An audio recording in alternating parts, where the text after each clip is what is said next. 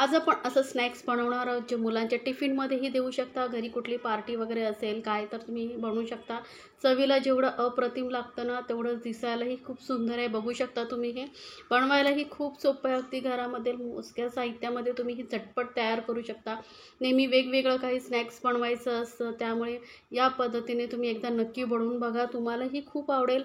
तर यासाठी आपल्याला लागणारं साहित्य आहे ते म्हणजे सर्वप्रथम चुरमुरे. घरामध्ये कधी चुरमुरे उरले असतील, थोडे नरम झाले असतील तर त्याचा तुम्ही वापर करू शकता. फेकून न देता या पद्धतीने तुम्ही स्नॅक्स बनवू शकता. तर एक मोठा कप भरून मी हे चुरमुरे घेतलेले आहेत आणि यामध्ये आपण घालणार आहोत एक मध्यम आकाराचा बटाटा मी किसून घेतलेला आहे आणि 2-3 वेळा धुवून घ्यायचं, म्हणजे त्यातील स्टार्च जे असतं ते निघून जातं.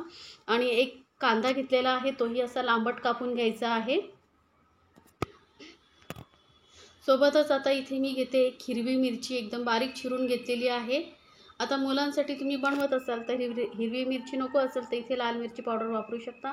अर्धा इंच आलं मी बारीक किसून घेतलेलं आहे. सोबतच आपल्याला अर्धा कपपेक्षा थोडी जास्त कोथिंबीर मी घेतलेली आहे. इथे तुम्ही कोथिंबीरऐवजी मेथीही घेऊ शकता, पालक घेऊ शकता.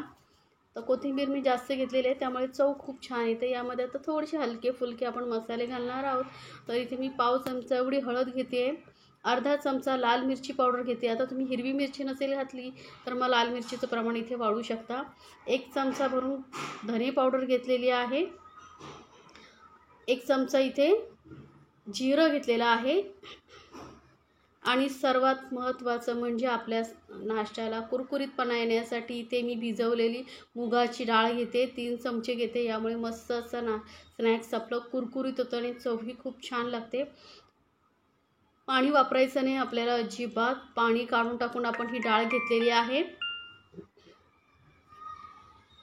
आता यामध्ये आपण चवीनुसार मीठ घालून घेऊया आणि अजिबात पाण्याचा वापर करायचा नाही आहे, लक्षात ठेवा. कारण यामध्ये आपण ज्या भाज्या वापरलेल्या आहेत, कांदा, बटाटा, त्यांना आपलं स्वतःचं पाणी सुटतं. त्यामध्येच आपल्याला या स्नॅक्सला बनवायचं आहे. आता हे तुम्हाला असं वाटत असेल की हे मिक्सचर जास्त आहे, पण हे जसे मुरमुरे सॉफ्ट होत जातील तसं हे मिश्रण कमी कमी होत जाईल. त्यामुळे फक्त मिक्स करत राहायचं आहे थोडा वेळ, याला स्वतःचं भाज्यांना पाणी सुटेपर्यंत. तर बघा जसं जसं आपण मिक्स करत जातो आहे तसे चुरमुरे थोडे सॉफ्टही होत आहेत आणि मिश्रणही थोडं कमी कमी होत चाललेलं आहे. तर कधी कधी काय होतं, आपण चुरमुरे आणतो घरी जास्त प्रमाणात, तर मग ते नरम पडतात. तर त्याचं काय करायचं, तर तुम्ही हे स्नॅक्स बनवू शकता. आता हे मिक्स केल्यानंतर कमीत कमी 5 मिनटं याला आपण झाकून ठेवूया असंच, म्हणजे याला पाणी सुटेल आणि आपल्याला पुढे प्रोसिजर करायला सोपी पडेल. तर आता बघा 5 मिनटं झालेली आहेत. आपण यामध्ये जे भाज्या होत्या त्याचं पाणी सुटलेलं आहे आणि मिश्रणही थोडंसं ओलसर आपलं झालेलं आहे. आता याला आपल्याला बाइंडिंगसाठी यामध्ये घालायचं आहे काही असं इन्ग्रेडियंट्स जे फक्त आपले जे स्नॅक्स आहे कुरकुरीत करेल आणि चवही वाढवेल. तर ते म्हणजे इथे मी कॉर्नफ्लोअर घेतलेला आहे, पाव कप कॉर्नफ्लोअर घेतलेला आहे. थोडा थोडा घालायचा आहे. आता कॉर्नफ्लोअरऐवजी तुम्ही तांदळाचं पीठही घेऊ शकता. तर मिक्स करून घ्यायचे. आधी बघू आपण, जर वाटलंच तर अजून आपण यामध्ये जे उरलेलं आहे पीठ ते घालू शकतो, पण आधी सुरुवातीला मी अर्धच घातलेलं आहे. तर बघा जसं मिक्स करते तर थोडं बाइंडिंग कमी वाटतंय, त्यामुळे मी जे उरलेलं पीठ आहे ना तेही घालून घेते आणि ते मिक्स करून घेऊया आपण. पाणी अजिबात वापरायचं नाही आहे. पाणी जर घातला तर हे मिश्रण पातळ होईल आणि आपल्याला जे स्नॅक्सला शेप देताना प्रॉब्लेम होईल आणि थोड्या वेळानं मग ते सॉफ्टही पडेल. म्हणून पाणी न वापरता आपण हे बनवणार आहोत. बघा जसं जसं मिक्स करत गेली त्याला जे पाणी सुटलं होतं त्यामध्येच हे मिश्रण मस्त असं घट्टसर झालेलं आहे.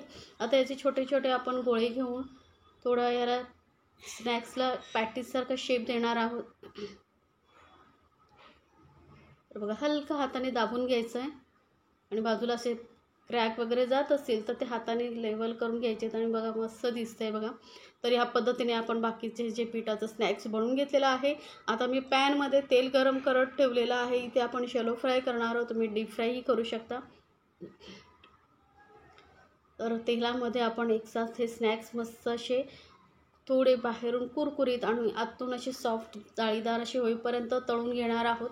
गॅस इथे आपल्याला मध्यमवरती ठेवायचा आहे आणि मध्यम गॅसवरती आपण हे तळून घेणार आहोत. तर एका साईडने आधी व्यवस्थित तळू द्या, नंतर याला पलटून दुसऱ्या साईडने तळून घेऊ. तर बघू शकता मस्त असा सुगंध सुटला आहे ना.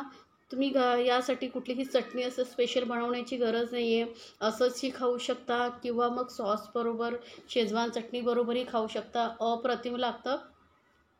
तर हे स्नॅक्स बनवल्यानंतर तुम्ही स्वतःहून चुरमुरे आणून बनवाल, एवढं हे चवीला अप्रतिम लागतं. तर एकदा नक्की बनवा आणि मला कमेंट्समध्ये जरूर सांगा तुम्हाला ही रेसिपी कशी वाटली.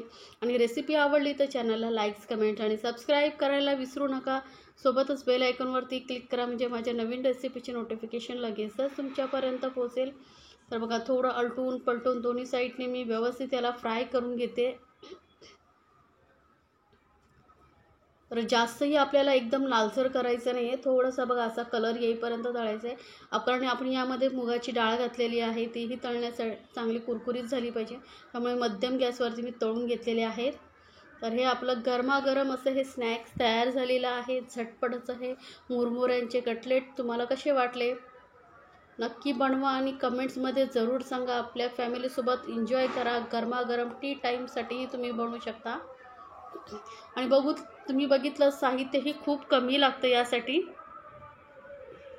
आतून मस्त असे जाळीदार आणि बाहेरून कुरकुरीत असे स्नॅक्स आपलं तयार झालेलं आहे.